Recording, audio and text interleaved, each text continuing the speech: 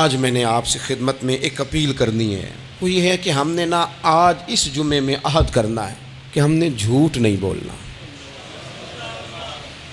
ایک دفعہ ہم نے بچے سے کہا تھا، مجبور تھے، شاید بڑے مجبور ہوں گے ہم، کسی صاحب نے نا بڑی مجبوری میں ایک دن اپنے بچے سے کہہ دیا، وہ باہر آیا تھا بندہ پیسے لینے، اس کا قرض دینا تھا، تنگ دستی تھی، مجبوری تھی، تو اس نے کہا بیٹا ادھر آ، اسے جا کے کہا ابو گھر نہیں۔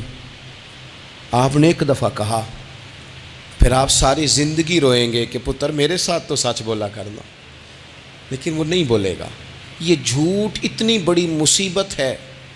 عورت اپنے شوہر سے کہتی ہے پیسے تھوڑے دے دیا کر، جوڑے ایک میں گزارا کر لوں گی، میرے ساتھ سچ تو بولنا، وہ سچ تو بول۔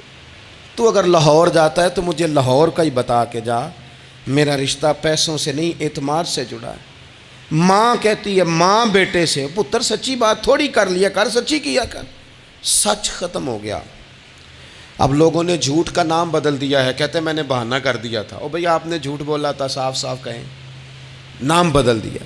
جھوٹ کھا گیا میرے ملک کو، جھوٹ کھا گیا اس ملت کو، جھوٹ نے اس امت کو قریب سے آ کے تھام لیا۔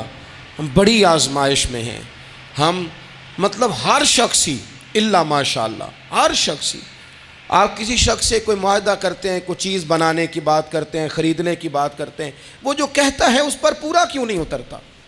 وہ غلط بات کیوں کرتا ہے؟ میرے نبی پاک علیہ السلام سے پوچھا گیا مومن بزدل ہوتا ہے؟ حضور نے فرمایا ہو جاتا ہے، کبھی یہ غلطی آ جاتی ہے۔ حضور مومن کنجوس ہوتا ہے؟ فرمایا کبھی ہو جاتا ہے۔ یا رسول اللہ مومن جھوٹا بھی ہوتا ہے؟ تو میرے رسول فرمانے لگے نہیں، میرا کلمہ پڑھنے والا ساری غلطیاں کر سکتا ہے، میرا مومن جھوٹ نہیں بولا کرتا۔ مومن جھوٹ۔ ابو سفیان کو کیسر روم نے، ہرقل نے اپنے دربار میں کھڑا کر کے کہا ابو سفیان ابھی کلمہ نہیں پڑھتے تھے، تمہارا کوئی رشتہ ہے نبی پاک سے جنہوں نے مجھے بھی خط لکھا ہے کہ مسلمان ہو جاؤ؟ کہنے لگے ہاں میں چچا ہوں رشتے میں۔ کہا وہ کیسے ہیں پیغمبر؟ تو ابو سفیان کہتے ہیں چونکہ میں مخالف تھا، میں نے وہ ساری باتیں کی جو ہم ان کے خلاف کرتے تھے۔ اس نے آخری بات پوچھی، اس نے کہا ابو سفیان یہ بتا کہ وہ جنہوں نے اعلان نبوت کیا ہے کیا کبھی انہوں نے جھوٹ بھی بولا ہے؟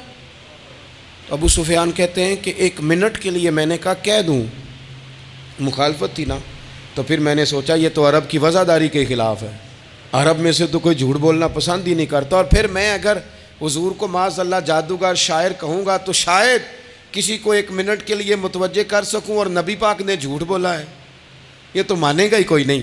کہتے ہیں بادشاہ نے پھر زور دے کے کہا سردار بتاتے کیوں نہیں، کیا کبھی انہوں نے جھوٹ بھی بولا ہے؟